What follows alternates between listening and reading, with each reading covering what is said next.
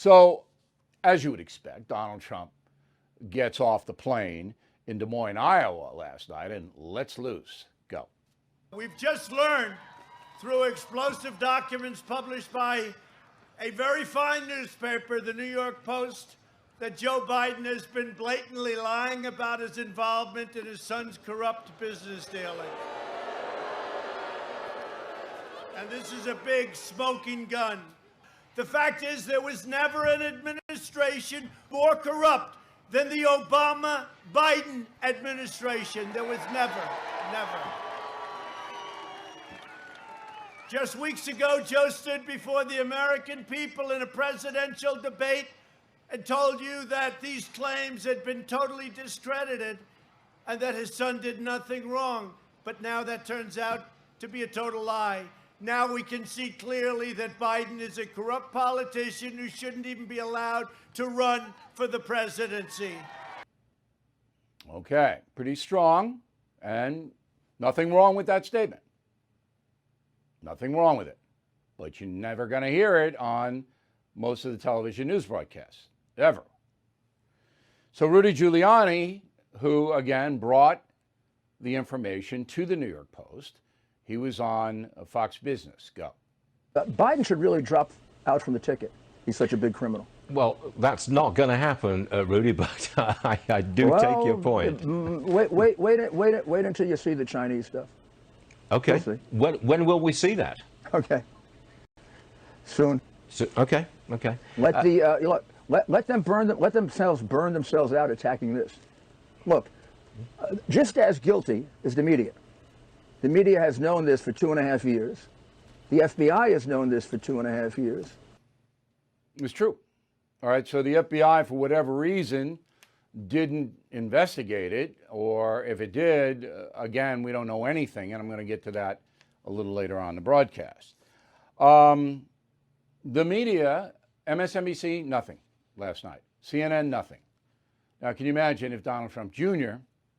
had accepted tens of millions of dollars from China and Ukraine? Can you imagine? So this just points out what I've been telling you for years, that the corporate media in America is as corrupt as any entity I have ever seen. Okay? They won't even report what's happening.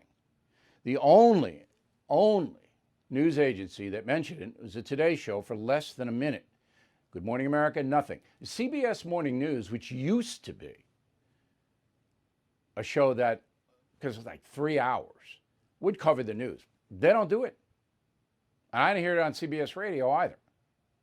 This won't cover it. So here's what happened on the Today Show this morning. Go.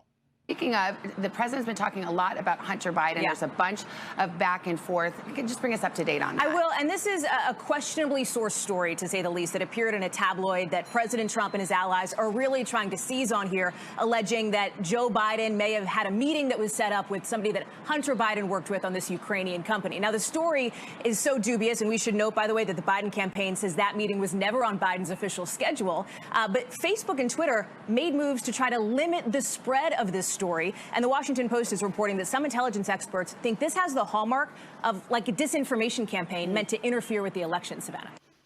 That's a disgraceful report by Hallie Jackson. All right? That's just disgraceful. That woman's not interested in finding out whether this is true or not. She couldn't care less about it. All she wants to do is make the report look false, using words like dubious, questionably sourced. All right, I told you that there are questions about this, and I did it in an honest way. Do you think Hallie Jackson and Savannah Guthrie want any information about this at all? They don't. It's just staggering. But at least they mentioned it. Can you imagine all 5 hours on CNN and MSNBC don't mention it? So, you know, there are news presidents of these agencies. Don't you think they'd pick up the phone and say, hey, I think we ought to address this major story. Everybody in the country is talking about it. No. You know why? Because Disney and Comcast and, Viacom, CBS, they tell them not to. So order them not to do it. Jeff Zucker, CNN, don't do it. Don't mention it, because they couldn't possibly not mention it unless that were there, and that's AT&T. See, this corruption on the media, the tentacles go everywhere in this country. You wonder why this election is so close? Bill O'Reilly is back on TV and only on The First. No Spin News, every weeknight at 8 p.m. Eastern, only on The First.